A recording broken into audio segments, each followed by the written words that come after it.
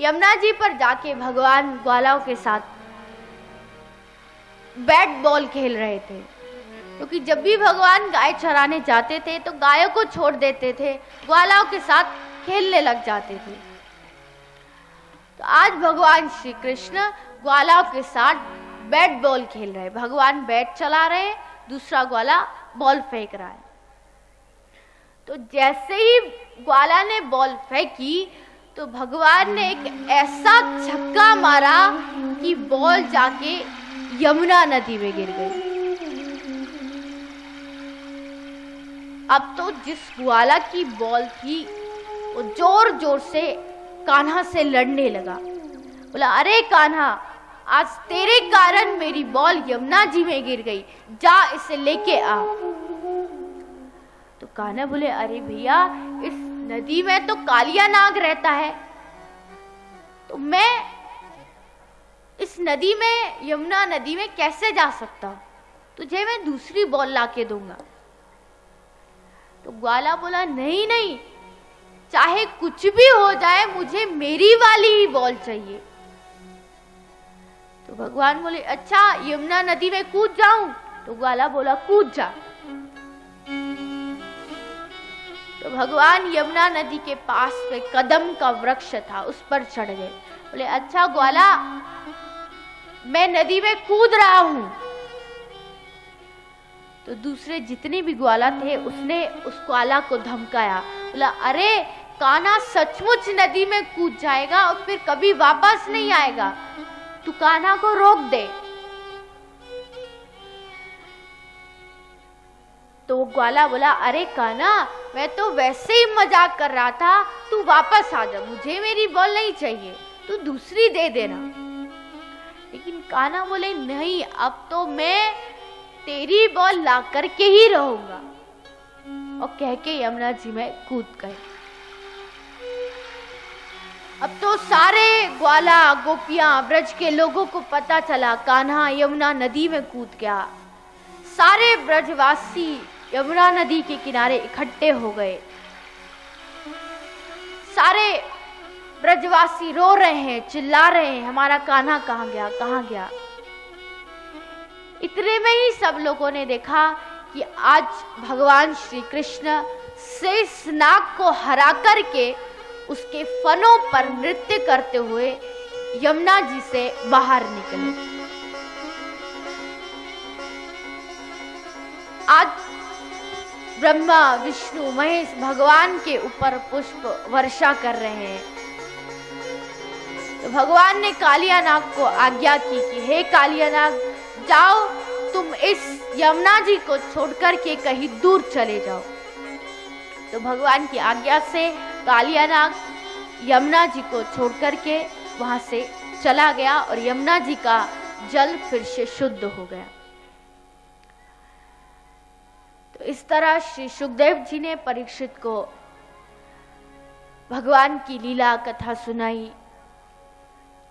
आगे श्री सुखदेव जी सुनाते हैं किस तरह भगवान ने ब्राह्मण पत्नियों पर कृपा की, बकासुर को मारा, आदि आदि अनेकों लीलाएं की।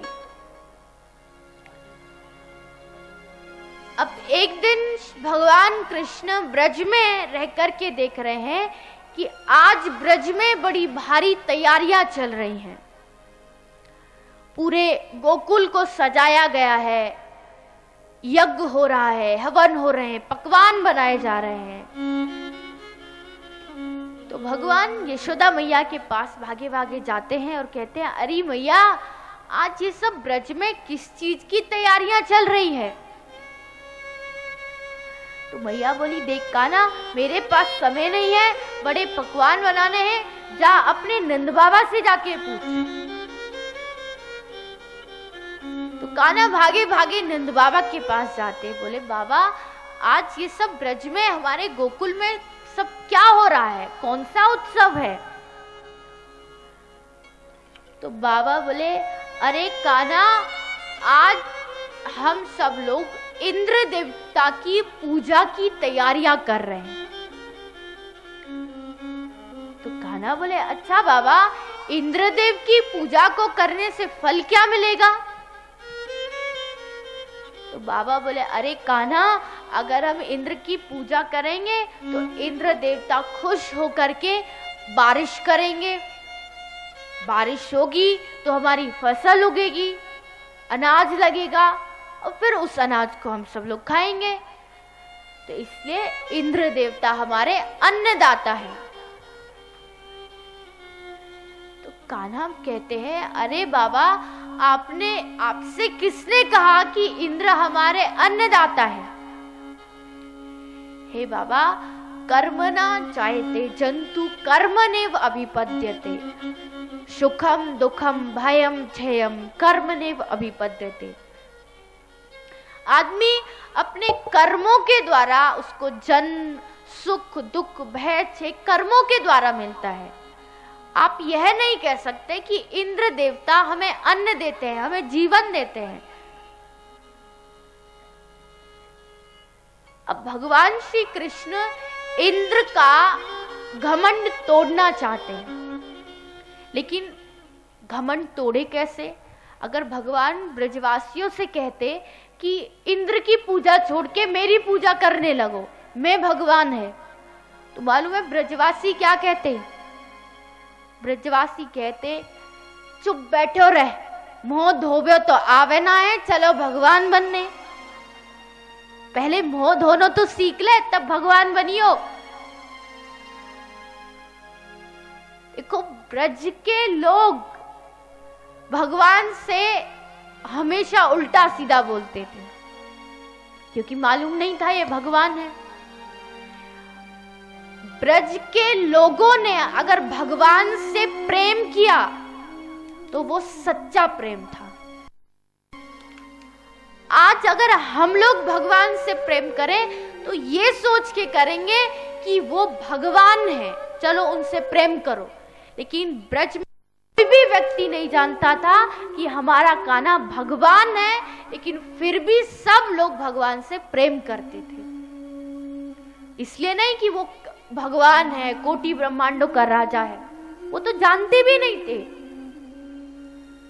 उन्हीं ब्रजवासियों का वो सच्चा प्रेम था। आजकल तो हम सब लोग ढोंग फैलाते हैं, भगवान से प्रेम करते हैं, जबकि प्रेम नहीं, भगवान को धोखा देने की कोशिश करते हैं। भगवान को दिखाएंगे आपसे प्रेम करते हैं और भगवान के पीछे ऐसे ऐसे काम करेंगे जैसे भगवान तो है ही नहीं। लेकिन ब्रज के लोग भगवान से सच्चा प्रेम करते थे। माँ यशोदा कान्हा का कान पकड़ लेती थी, तो खुद जो ब्रह्मा विष्णु महेश क्या कभी भगवान का कान पकड़ सकता है? भगवान ने ब्रज की माटी खाई। जब माटी खाई तो मैया यशोदा ने कान पकड़ के कान्हा को छड़ी दिखा रही थी। तो सुखदेव परीक्षित से कहते हैं, हे परीक्षित सावधान,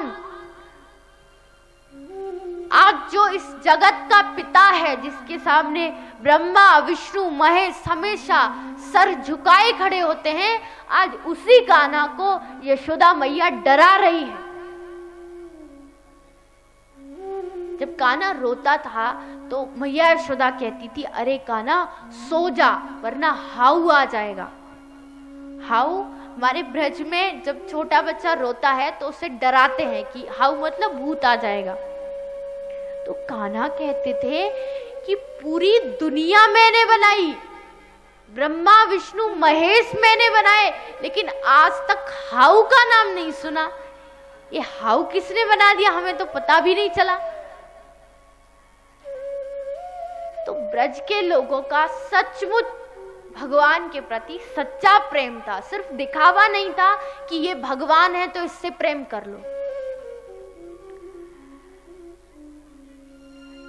तो भगवान कहते हैं कि शायद मैं कहूं कि मैं भगवान हूं तो ब्रजवासी नहीं मानेंगे, लेकिन मैं अपना भी पूजन कराऊं, लेकिन किसी दूसरे रूप में। तो भगवान ने इसलिए नंद